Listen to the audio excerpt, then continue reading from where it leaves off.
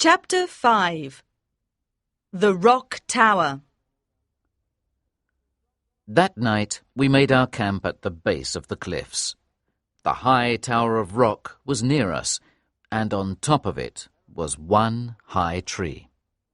The pterodactyl that I shot was on that tree, said Professor Challenger. Professor Summerlee, for the first time, seemed to believe Professor Challenger. But, continued Professor Challenger, we still have a big problem. How can we get to the plateau? There must be a way up, because Maple White arrived there. During my last expedition, I explored to the east. Well, said Lord John, we should explore to the west. The next day we walked west, and we arrived at Maple White's old camp. There we found an indication left by Maple White. It pointed west. Soon we came to an area of bamboo under the cliffs. In the middle of this I saw something white. We cut away some of the bamboos and discovered a skull and then a skeleton. The skeleton had clothes and boots. It was obviously a European. Who is this? Asked Lord John. Every bone in his body is broken. I know who he is, said Professor Challenger. It's James Clover, Maple White's friend. Maple White didn't come here alone. It's also clear, said Lord John, that he fell from the top of the cliffs, or somebody pushed him. We were all silent. Did someone throw him? We began to think of the possible dangers in that unknown land above us. We continued walking until we saw an arrow marked on the rocks of the cliffs. Maple White again, said Professor Challenger. We continued for another 5 miles and came to an opening in the cliffs. There was another arrow pointing higher up. We followed this arrow and came to a cave. There was another arrow there. Lord John had an electric torch, and we entered the cave. But the cave was blocked by large rocks. This was the way Maple White arrived at the top. But now we could not use it. The next day we walked 22 miles around the base of the cliffs and made camp again. Lord John shot a large animal called an agouti for our dinner. We gave half to the Indians, and we cooked half of it over a fire. That night there was no moon, and it was very dark. Then something incredible happened. Suddenly we heard the sound of gigantic wings from above. Then, for a second, in the light of the fire, we saw a long neck, 2 red eyes, and a beak with teeth. Then this creature flew away with our dinner. It was a pterodactyl. We were all shocked, and Summerlee was the first to speak. Professor Challenger, he said very seriously, I must apologize. I was wrong. The next day we continued to walk around the cliffs. However, we didn't find a way up to the top. Then, after 5 days, we arrived at our first camp again. When we went to bed, we were very depressed. The next morning, Professor Challenger was very happy. I have found a way to the top, he said. How? I asked. Professor Challenger pointed to the top of the tower. Yes, I said, we can get to the top of that tower, but there is a gap between the tower and the plateau. When we are on the top, I will show you, said Professor Challenger. With the help of ropes, we climbed to the top. Professor Challenger looked at the tall tree on the top and said, This tree will save us. A bridge! Cried Lord John. Exactly, my friends. A bridge, said Challenger. And now, our strong young friend will cut down the tree. He then gave me an axe. I began to cut down the tree. It finally fell down, and made a bridge for us. The four of us then crossed. We were in the wonderful new world. It was a moment of victory. We walked forward a little bit, and then we heard a loud noise. We returned to the edge of the cliff. Our bridge was gone. Then we saw Gomez on the other side. I pushed the tree down. He shouted. You can never get down now. You'll die up there. I am Lopez's brother, the man Lord John shot 5 years ago. Now I can die happy. Gomez began to go down the tower, but Lord John shot him. We were certainly trapped. We called Zambo, and with the ropes we pulled up some food. The next morning we made our camp. Then we began our exploration of the plateau, which we called Maple White Land. Lord John walked in front. After we walked for a couple of minutes, he stopped. Look at this, he said. These are the tracks of the biggest bird in the world. Not a bird, said Professor Challenger. What then? Asked Lord John. a dinosaur. Professor Challenger answered. We continued walking and came to an opening in the forest.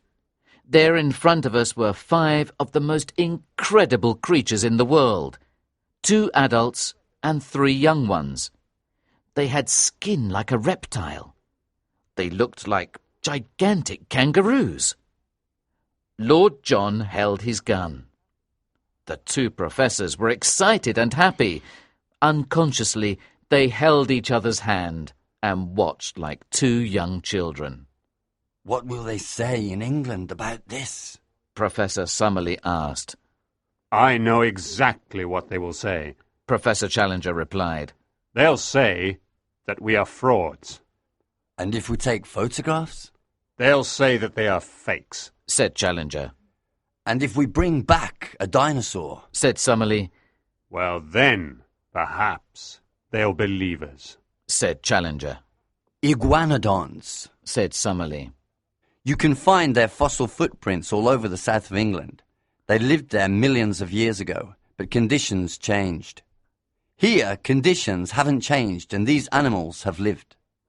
We continued walking. Finally, we came to a very large hole. At the bottom of this hole was a small area of water.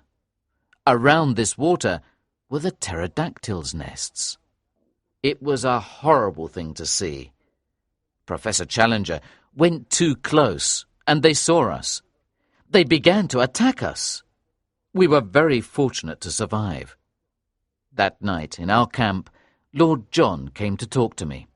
Malone, he said, do you remember the place where those pterodactyls were? Very clearly. It was a kind of volcanic hole. Yes, exactly. It had a blue colour. Yes, but why? Oh, nothing, he answered, and walked away. Chapter 6. I was the hero. The next day we stayed in the camp. We were very tired from our adventures. That night we heard horrible cries from the forest. What was that? I said quietly. We've just heard, replied Challenger. the sounds of a prehistoric tragedy. Some carnivorous dragon has killed an iguanodon. Then Summerlee raised his hand. Quiet! He cried. I hear something. Some giant creature was coming towards our camp. I think it's going to jump into our camp, I said, preparing my rifle. Don't shoot, said Lord John quietly. If it jumps into our camp, it'll kill us all, said Summerlee. I have an idea, cried Lord John. Then he did something incredibly courageous. He picked up a burning torch from the fire. Then he went quickly out of the area of our camp. He ran towards the creature. In that moment, we could see it in the light. It was all covered with blood. A moment later, the horrible creature ran away. I knew it! said Lord John, laughing. That monster is afraid of fire! The next day, we found pieces of iguanodon on the ground. The two professors examined them carefully. In my opinion, Said Professor Challenger, that horrible creature was an Allosaurus. that evening, we returned to the camp and began to discuss our future plans. Tomorrow, Said Professor Summerlee. we should try to leave this land. What? Said Professor Challenger. We must explore it. I am surprised at you, Professor Summerlee. Professor Challenger, Responded Professor Summerlee. if we are killed, nobody in London will ever know about our discoveries. We can return to London and then prepare a larger expedition. Now we must leave this plateau. Perhaps you're right. Answered Challenger. But first, we must at least make a map of Maple White Land. That will take too much time. Said Summerlee. There are no high mountains. How can we see all of the plateau? Then I had an idea. There was a very large tree near us. I can go up to the top of this tree, I said. There I can see all of the plateau and make a map. I began to climb the tree. After a minute or two, I saw something incredible. A face. The face of a horrible red ape man was looking at me. It made angry noises at me, but then it disappeared quickly. I was shocked, but I decided to continue to climb. When I arrived at the top, I looked around. In the distance, I saw a lake. Then I drew a map of Maple White Land. When I came down again, I described the ape man to my friends. Perhaps, Said Challenger. it was a kind of primitive man between ape and man. The missing link.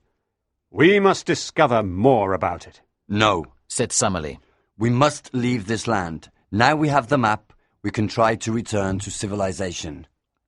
That night, I was too excited to sleep after my adventure. I thought about Gladys. She wanted me to be a hero. I could go to explore the central lake alone. I could go during the night and be back before morning. I left the camp quietly and walked towards the lake. There was a bright moon and I could see well. I arrived at the edge of the lake at 1 o'clock. I climbed up on a large rock and looked around. I could see some cliffs on the other side of the plateau. There were a series of caves in these cliffs. Now I could see lights in them. So, there were humans on the plateau. I could see many creatures in the lake. One had a long neck and swam in the water. Then I heard the sound of a large animal walking very near me. I saw it. It was very familiar to me. But why? Then I remembered it was the creature in Maple White's drawing, a Stegosaurus. When I looked at my watch again, it was 2 o'clock.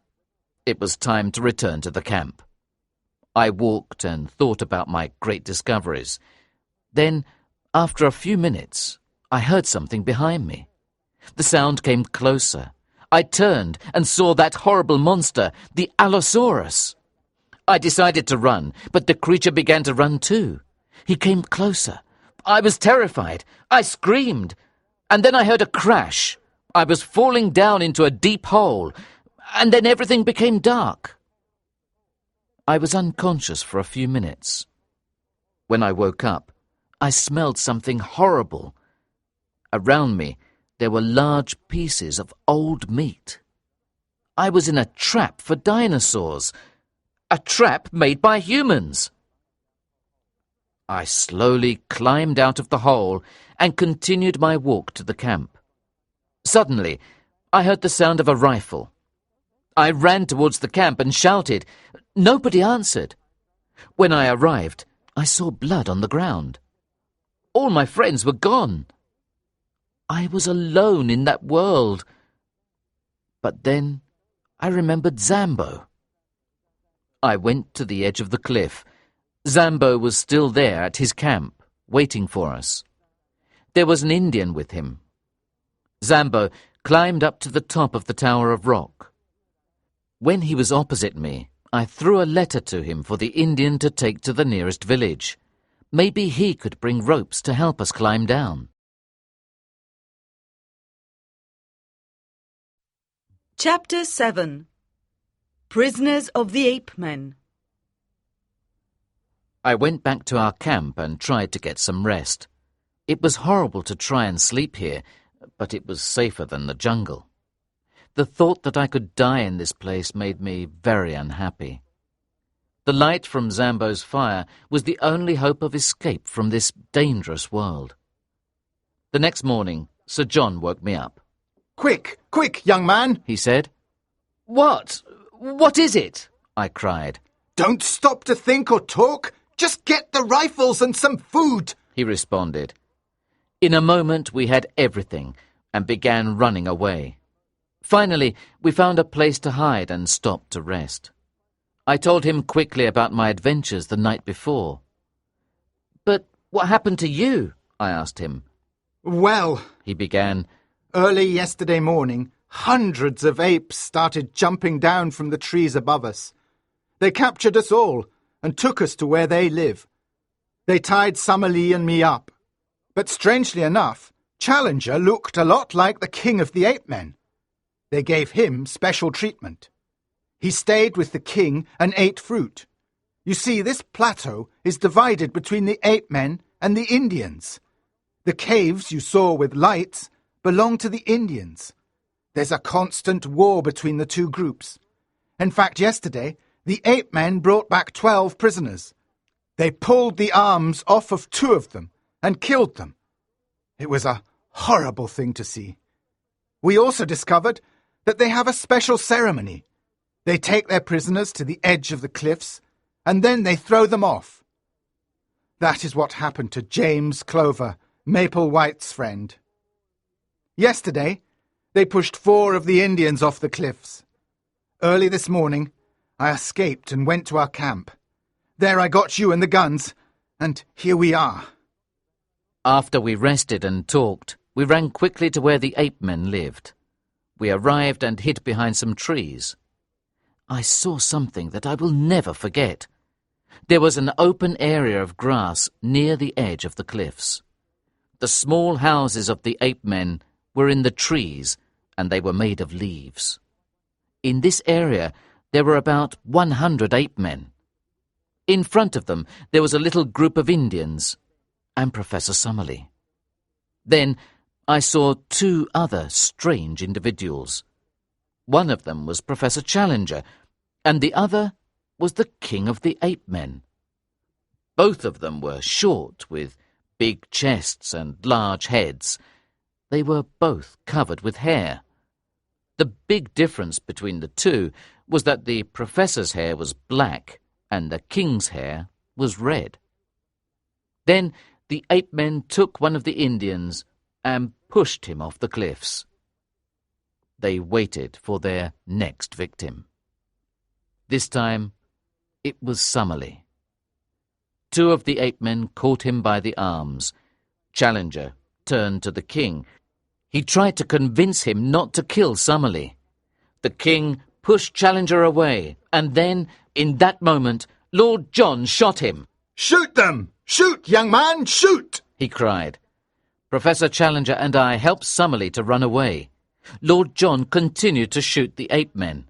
We ran and ran. Finally, we arrived at our camp. We thought we were safe, but then we heard the sound of feet. Lord John went outside with his rifle and found the surviving Indians. They were very frightened. One of them, we thought, was their chief. We could not stay in the camp. The ape men knew where it was. We left with the Indians and found another place to hide. That night, before we slept, Professor Challenger came to me. Mr. Malone, He said, very seriously. you won't write that I looked like the king of the ape men? Professor, I'll only write the truth, I answered. Very good, said Professor Challenger, and went to sleep. The next morning, we decided to go to the Indian caves. We left the forest and walked across an open area. When we arrived at the lake, our Indian friends began to shout with joy. A large number of canoes were coming towards us. When they arrived on land, an older Indian came and embraced the young chief. They had spears and bows and arrows. They were there to save their young chief from the ape men. Then the young chief began to talk to his men. He told them that now was the time to attack and defeat the ape men for the last time. They were all together, and they had the help of these strange men with great magic, our rifles. We, too, decided to go with them the next day to fight the ape men. That evening, we made our camp by the lake. We saw many strange creatures in the water with long necks. One of them came out of the water onto the beach. Plesiosaurus! It's a plesiosaurus! Cried Summerlee. My dear Challenger, we're the luckiest zoologists that have ever lived. Lord John was not interested in the wonderful animals. Again, he noticed the blue colour of the ground near some volcanic holes. The next day, more Indians came. Now there were about 400 or 500 of them. We all went towards the forest to fight our war against the ape men. Before we arrived, the ape men attacked us. In the open, it was easy to defeat them. When we went in the forest, it was more difficult. But with the help of the rifles, in the end, the Indians won. After the battle, Challenger turned to us and said, We've seen one of the typical great battles of history. What, my friends, is the victory of one nation over another nation? It's not important. The result is always the same. The most important victories of human history were different. They were the victories of primitive man over tigers, of primitive man over ape men. Now, the future on this plateau belongs to man.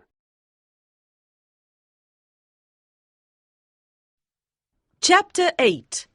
Back to London. After the victory, the Indians invited us to stay with them in their caves. Lord John did not think this was a good idea, so we made our camp near their caves. We now had time to observe the animals of the lake and the plateau. There were many fascinating things to see, but we wanted to go back home. The Indians never helped us. It was clear that they wanted us to stay. With the magic of the rifles, they felt safe. Every time we asked them for rope or wood to build a bridge, they just smiled. Finally, the young chief came to us. He gave us a piece of bark. We took it back to our camp and studied it. It's very important, I said. He was very serious when he gave it to us. Maybe it's a joke, Summerlee suggested. It's clearly some kind of writing, said Challenger. It looks like a puzzle, said Lord John. Then he grabbed the piece of bark. I've got it! He cried. How many marks are there? 18! Well, there are 18 caves above us. He pointed to the caves when he gave it to me, I said. Well then, it's certain. This is a map of the caves. Here's a cross. What is the cross for? It's next to a cave that is longer than the other ones. It's a cave that goes to the other side of the cliff, I cried. I believe our young friend has solved the problem, Challenger said. We got some torches and went to explore the cave. We didn't light the torches at first. We walked in the dark because we did not want the Indians to see us. After walking a long way, we lit the torches and walked quickly. Then we arrived at a wall of rock. We all became sad. Maybe this is the wrong cave, I said. No, young man, Lord John said. This is the right cave. I looked at the mark on the map again, and I cried with joy. "Follow me! Follow me!" I shouted. We ran back in the cave. "Here," I said, "is where we lit the torches. But the cave has 2 arms. We didn't see the right one." We walked back a short distance and found a large black opening. We went quickly down this arm of the cave. After a while we saw a light. We ran towards it. We were at an opening on the cliff face. It's the moon! Cried Lord John. He was right. We looked down from the opening and saw that we were nearer to the ground than we were to the top. It wasn't going to be easy to get down, but with our rope we could do it. We then returned to our camp. The next evening we secretly took our things to the cave. Professor Challenger wanted to bring a large box, but we managed to get it down. We arrived at our old camp. There was Zambo and about 20 Indians. They helped us to get back to Para. I will not describe our voyage back to England. I will only say that the news of our great discoveries reached England before our arrival. We received many telegrams asking us for information, but we decided not to tell the newspapers anything about our discoveries. First, we wanted to give a complete description of our discoveries to the members of the Zoological Institute. About 5,000 people came to the Queen's Hall to hear about our adventures. It was a wonderful evening. When we arrived in the room, the audience cheered for a long time. Then Professor Summerlee began his presentation. He talked about the new insects and plants. He told everyone about the prehistoric animals from the Jurassic period. He described the iguanodon, the pterodactyls, the allosaurus, and the stegosaurus. He also talked about the ape men and the Indians of the plateau. At the end of his talk, a scientist named Professor Illingworth stood up.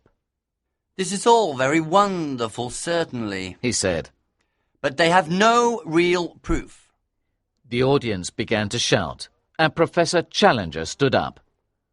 "Well, sir," Professor Challenger said, "Summerlee has his collection of plants and insects. Doesn't that convince you?" No, it doesn't. "We have some photographs." Photographs can be faked. Professor Illingworth said.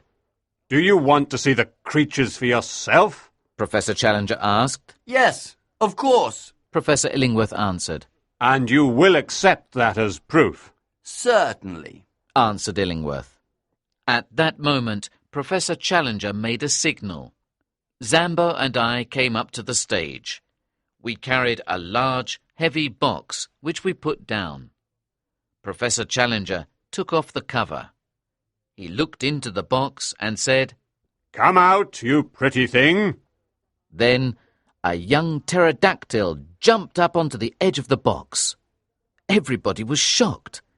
Some ladies screamed. Suddenly, the pterodactyl flew up over the heads of the audience. It flew around in large circles. "Shut the windows! Shut the windows!" Professor Challenger shouted. But there was an open window, and the pterodactyl flew out. Now everybody believed us, and the crowd carried us out of the hall on their shoulders. We were heroes. But what about Gladys?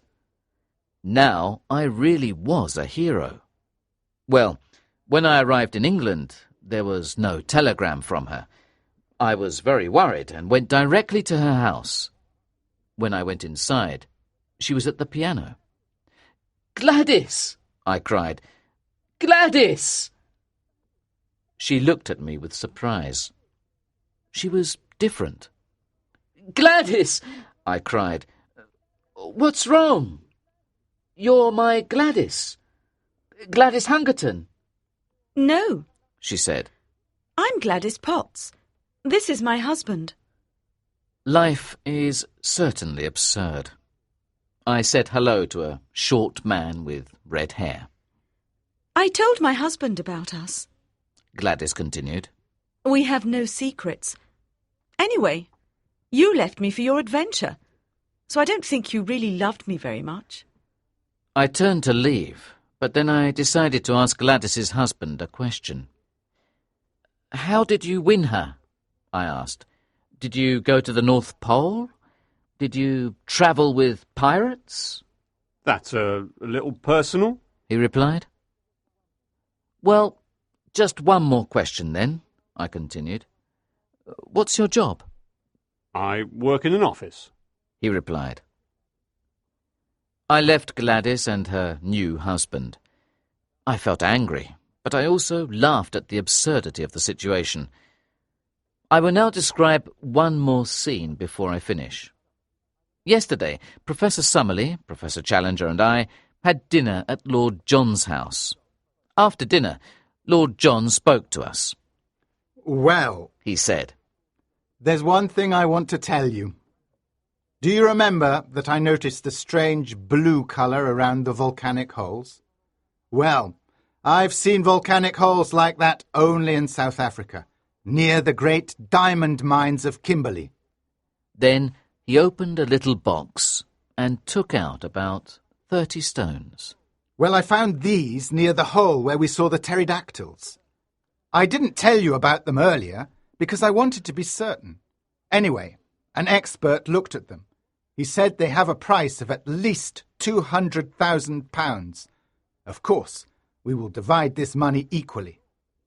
Well, Challenger, what will you do with your 50,000? I think, Professor Challenger said, that I'll build a private museum. That has always been one of my dreams. And you, Summerlee?